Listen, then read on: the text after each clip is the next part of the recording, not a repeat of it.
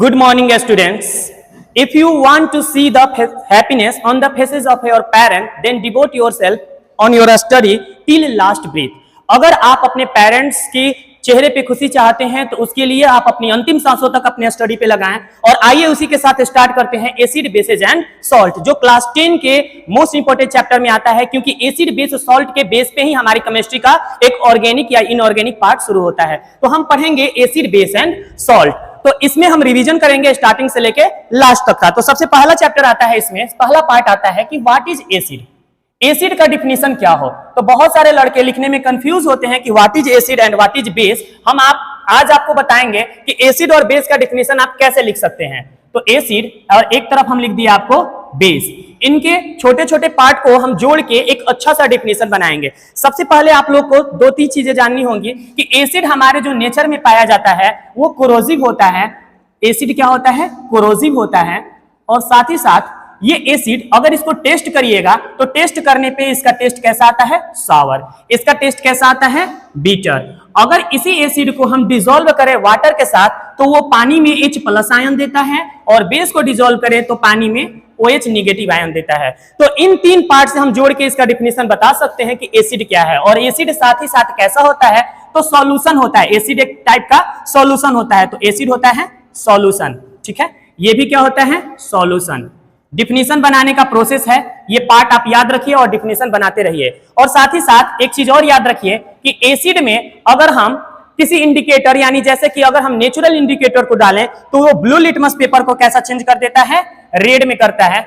ये सब हम डिटेल में बताएंगे, लेकिन अभी आप डिफिनीशन लिखने के लिए इन सब पार्ट को लिख रहे हैं। इसके बाद अगर बेस को हम डालें तो रेड लिटमस पेपर को ये कैसा बदल देता है? ब्लू में।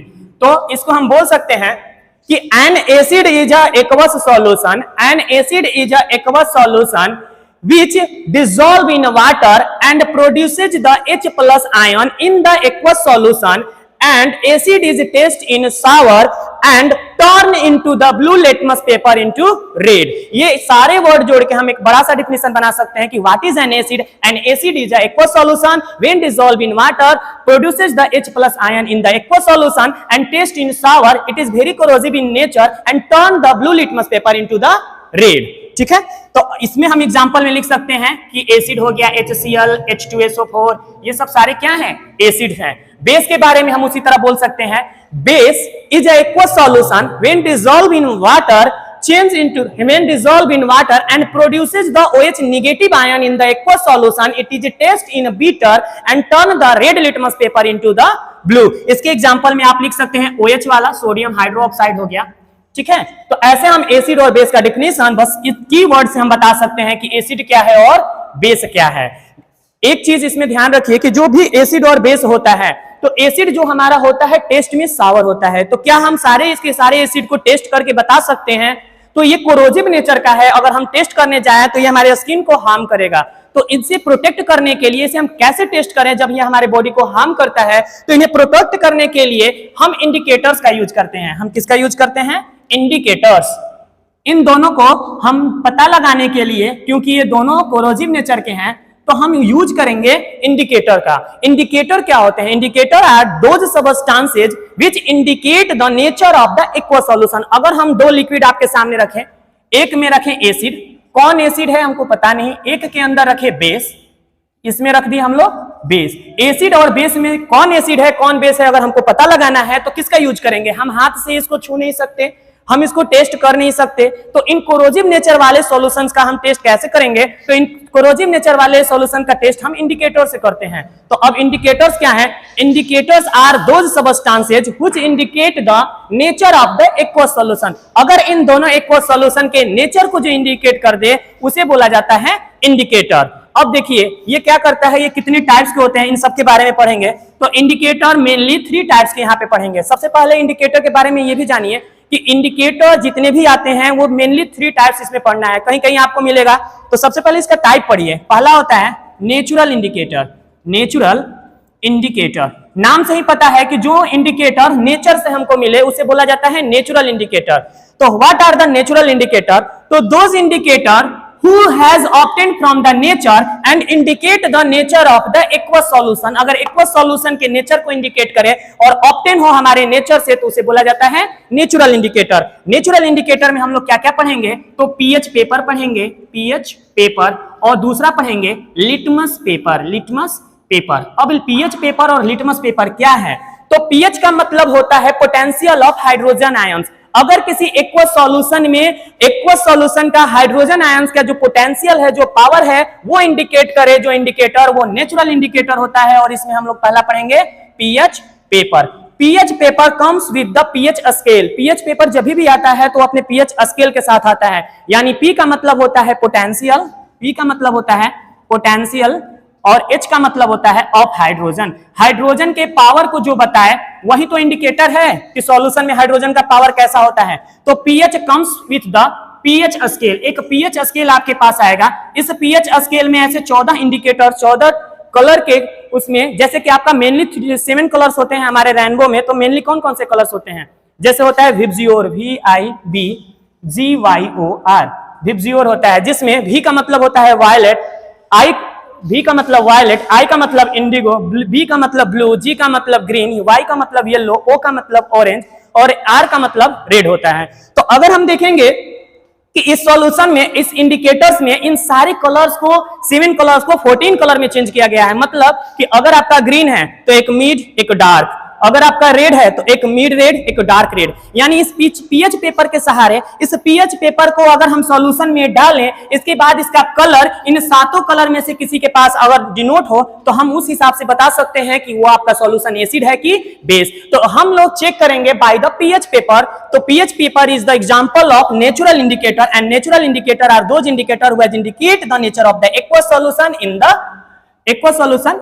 एंड अब देखेंगे इसमें हम पीएच पेपर को हम देख लिए। पीएच पेपर में 7 कलर होते हैं जो कि रेनबो के कलर होते हैं, और इन्हीं के सहारे पीएच पेपर के बाद अगर हमको पता चल जाए पीएच स्केल से कि अगर इसका जो एसिड और बेस में जो इसका पीएच वैल्यू है, एक पीएच वैल्यू आता है, पीएच वैल्यू, इससे भी हम अगर पता कर सकते हैं कि कोई सॉल्यूशन एसिड है कि बेस है। पीएच वैल्यू पता करने के लिए इन 14 कलर को 14 स्केल में बनाया गया है। अगर हमारा पीएच वैल्यू अगर 7 हो जाए तो उसे न्यूट्रल बोला जाता है, और यहां से 7 से अगर कम हो जाए तो उसे एसिड बोला जाता है, और 7 से अगर लार्ज हो जाए तो उसे बेस बोला जाता है। तो एसिड होता है पीएच वैल्यू 7 से कम, जैसे कि हमारे रैन का पीएच मान 5.6 होता है, हमारे ब्लड का पीएच मान 7.4 होता है। ये क्या होता है, एसिड रैन। बोला जाता है कि पहली बारिश में अगर कोई भीगता है तो उसे सर्दी, बुखार, बहुत सारे माइक्रो ऑर्गेनिज्म से, बैक्टीरिया आने से डिजीज हो सकता है। तो वो सब किनके कारण होता है, तो वो हमारे एसिडिक रैन की वजह से होता है, जिसका पीएच वैल्यू 5.6, हमारे ब्लड का पीएच वैल्यू 7.4। उस हिसाब से अगर हम ब्लड पूछें ब्लड एसिड है कि बेस, तो ब्लड आया 7 से ज्यादा है, इसका मतलब ये बेस है। और एसिड क्या होता है, 7 से कम, जो कि 5.6 होता है। तो ऐसे हम पता कर सकते हैं पीएच वैल्यू से, पीएच स्केल से। अब मेन आता है लिटमस पेपर, जो कि हमारे नेचुरल इंडिकेटर के ही टाइप है। जो नेचुरल इंडिकेटर के टाइप है, पहला हमने देखा पीएच पेपर और दूसरा देखेंगे लिटमस पेपर। सेकंड क्या होता है, लिटमस पेपर। अब देखिए लिटमस पेपर क्या है। Litmus paper is the also type of natural indicator. Litmus paper हमारे नेचुरल इंडिकेटर का ही एक टाइप है, जो कि ऑब्टेन फ्रॉम होता है, जो कि ऑब्टेन हो लाइकेन नामक प्लांट के लाइकेन नामक पार्ट से। लाइकेन, जो कि लिटमस पेपर वहां से निकाला जाता है, और इस लिटमस पेपर का 2 कलर लिया जाता है, एक होता है ब्लू और एक होता है रेड। अगर आपका कलर लिटमस पेपर ब्लू है और रेड में बदल जाए तो उसे बोलते हैं एसिड। हम इस डिफिनेशन में ऑलरेडी बता चुके हैं कि ब्लू बदल जाए रेड में तो एसिड ऑलवेज कन्वर्ट करता है रेड में। अगर रेड है अब ब्लू बन जाए, यानी यहाँ पे रेड है और बन जाए ब्लू, तो वो होता है बेस। तो ब्लू होता है बेस और एसिड होता है रेड। तो अगर आपका कलर रेड में चेंज हो जाए तो वो होता है एसिड, अगर ब्लू में चेंज हो जाए तो वो होता है बेस। ये हमारे क्या है, लिटमस पेपर। और लिटमस पेपर कहां से आते हैं, लाइकेन, प्लांट के लाइकेन नामक पार्ट से आते हैं। तो ये दोनों टाइप किसके इंडिकेटर हैं, नेचुरल इंडिकेटर के। तो हम कैसे याद रखेंगे कि नेचुरल इंडिकेटर में एसिड ऑलवेज रेड होता है। तो इसमें एक सॉन्ग आता है कि एसिड को रेड पसंद है और ब्लू को बेस पसंद है। तो इस हिसाब से हम सॉन्ग के हिसाब से भी गा सकते हैं कि ब्लू को बेस पसंद है और एसिड को रेड पसंद है। तो एसिड क्या करता है, always turn into the red litmus paper, यानी रेड कलर में हमेशा चेंज करता है। तो एसिड बनाता है ब्लू को रेड, एसिड को रेड पसंद है और रेड को बेस पसंद है, सॉरी बेस को ब्लू पसंद है, तो हमेशा ब्लू में कन्वर्ट होगा। यानी इसमें अगर हम ब्लू भी डालें तो भी रेड, रेड भी डालें तो भी रेड। यहां पे रेड को ब्लू बदलेगा, ब्लू को भी ब्लू बदलेगा, और सारे के सारे किसके टाइप्स हैं? Natural indicator. और एक चीज और याद रखिए, नेचुरल इंडिकेटर, इसके बाद आता है सिंथेटिक इंडिकेटर, इसके बाद आता है ओल्फैक्टरी इंडिकेटर, और इन सबको मिला दीजिएगा तो यूनिवर्सल इंडिकेटर। यूनिवर्सल इंडिकेटर का मतलब होता है कि हमारे ब्रह्मांड में जो भी टाइप्स के इंडिकेटर हो गए उसमें आप ओल्फैक्टरी को भी डाल दीजिए, उसमें आप नेचुरल को भी डाल दीजिए, तो ये सारे के सारे क्या है? हमारे नेचुरल इंडिकेटर। नेक्स्ट हम लोग पढ़ेंगे कि those indicator who has indicate the nature of aqueous solution and obtain from the chemical substances. Those indicator who has obtained from the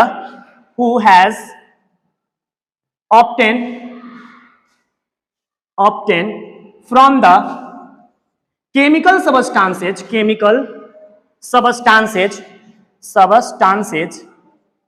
and indicate the nature of the aqueous solution, nature of the aqueous solution। तो देखिए, अगर किसी indicator जो कि obtain हो chemical substances से और किसी सॉल्यूशन का नेचर बता दे, उसे बोला जाता है synthetic indicator. Those indicator who has obtain from the chemical substances and indicate the nature of the aqueous solution, it is known as synthetic indicator. The example of synthetic indicator is first phenolphthalein, and second methyl orange। When we put the phenolphthalein into the aqueous solution and no color is found, that is known as the acidic solution। अगर हम फेनोप्थलीन को कोई aqueous solution में डालें, अगर उसका colour कोई नहीं बन के आए तो वो होता है एसिड। अगर बेस के अंदर जाए तो उसका कलर क्या बन जाता है? पिंक। उसी तरह से अगर हम देखेंगे कि किसी मिथाइल ऑरेंज को अगर हम एक्वा सॉल्यूशन में डालें, अगर उसका कलर बन जाए रेड तो वो हो जाएगा एसिड, अगर उसका कलर बन जाए येलो तो वो बन जाता है बेस। ये आपके रिवीजन के लिए मोस्ट इंपॉर्टेंट है। आपको सिंथेटिक इंडिकेटर याद रखना बहुत जरूरी है कि सिंथेटिक इंडिकेटर केमिकल से बनता है और ऑब्टेन होता है केमिकल से एंड इंडिकेट करता है nature of the aqua solution. Example में फेनोप्थलीन और मेथिल ऑरेंज। फेनोप्थलीन क्या होता है? अगर एक्वा सॉल्यूशन में उसका कलर कलरलेस हो तो एसिड होता है, और पिंक कलर का हो तो बेस होता है। साथ ही साथ अगर रेड कलर का दे तो एसिड होता है, और येलो कलर का हो तो बेस होता है। तीसरा अगर इंडिकेटर का बात करें हम लोग, तो थर्ड इंडिकेटर आता है ओल्फैक्टरी इंडिकेटर। सारा डिफिनीशन ऐसे ही रहेगा, लास्ट वर्ड में जोड़ेंगे विद द हेल्प ऑफ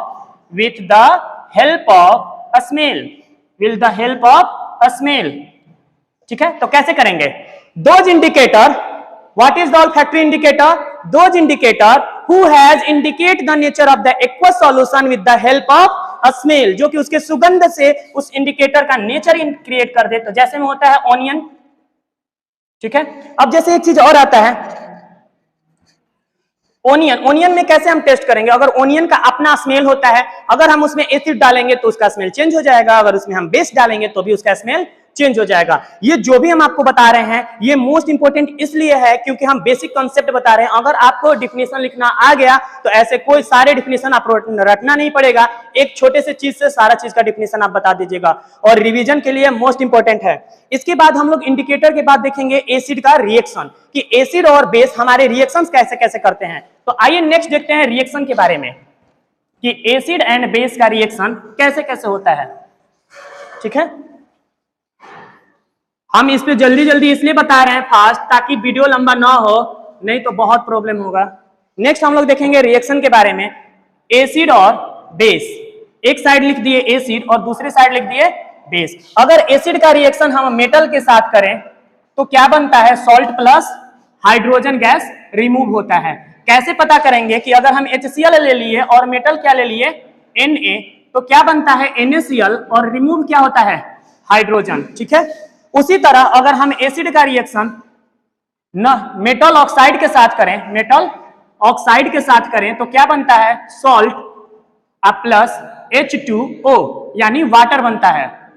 ठीक है, क्यों बनता है? क्योंकि मेटल में ऑक्साइड जोड़े तो हाइड्रोजन पे ऑक्साइड आएगा। ऐसे याद करेंगे कि मेटल में, एसिड में मेटल जोड़े तो सॉल्ट प्लस हाइड्रोजन, और एसिड में मेटल ऑक्साइड जोड़े तो सॉल्ट प्लस H2O। ठीक है, तीसरा हम लोग इसका एग्जांपल में लिख सकते हैं acid plus metal oxide, sodium oxide ले लीजिए, तो ये बनेगा NaCl plus H2O। Same process अगर हम आगे देखेंगे कि अगर एसिड का रिएक्शन कार्बोनेट के साथ किया जाए या मेटल कार्बोनेट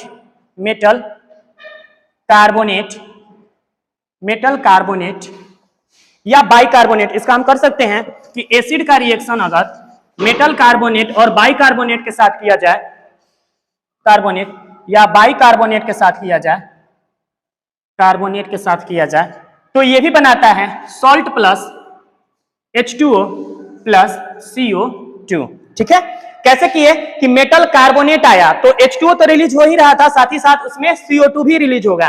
तो एसिड में हम लोग ले लिए HCl plus Na2CO3 metal carbonate. ठीक है, अगर हम लिए NaCl plus H2O plus CO2, ये हमारा जो रिएक्शन है, बस इतना याद रखिए, बाकी सब एनसीईआरटी से पढ़ लीजिएगा। बेस में भी सेम प्रोसेस होता है कि अगर बेस मेटल के साथ रिएक्शन करे तो सॉल्ट प्लस, इसमें भी बनाएगा salt plus H2 gas release होगा। ठीक है, salt plus H2 gas release होगा, इसमें H2O रिलीज होगा बेस के साथ, और इसमें H2O प्लस CO2। तो ये हमारे रिएक्शन